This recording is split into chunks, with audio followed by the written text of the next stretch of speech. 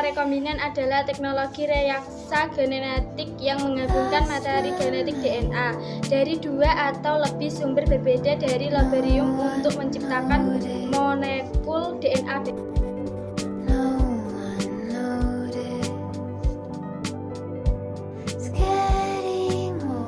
Proses DNA rekombinan berdasarkan gambar. 1. Isolasi gen dari manusia.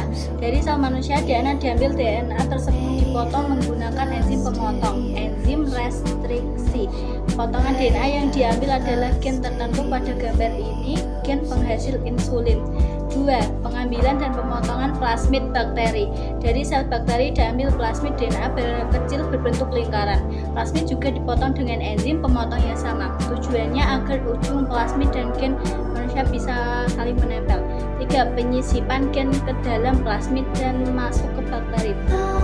Gen insulin manusia disisipkan ke plasmid bakteri berbentuk DNA rekombinan. Plasmid rekombinan ini kemudian dimasukkan ke dalam sel bakteri. Bakteri sekarang membawa gen manusia.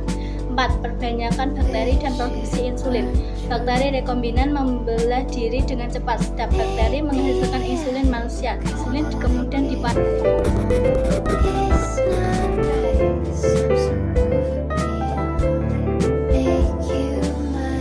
Keunggulan dan kekurangan DNA rekombinan.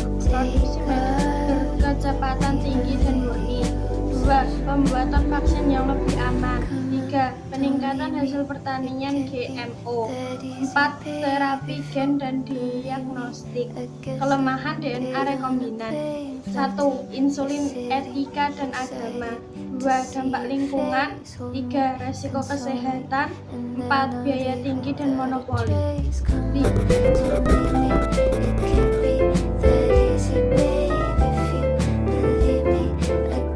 Manfaat DNA rekombinan. 1. Bidang kesehatan. Menghasilkan insulin untuk penderita diabetes, membuat vaksin misalnya hepatitis B, produksi hormon pertumbuhan, pembuatan obat-obatan yang lebih aman dan murni.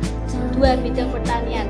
Menghasilkan tanaman tahan hama dan penyakit, meningkatkan hasil panen tanaman, lebih tahan kekeringan, meningkatkan kandungan gizi. 3. Bidang industri. Produk enzim untuk detergen, pembuatan antibiotik, menghasilkan enzim industri makanan. 4. Bidang penelitian. Membantu penelitian genetik, pengembangan terapi gen, deteksi dan diagnosis penyakit.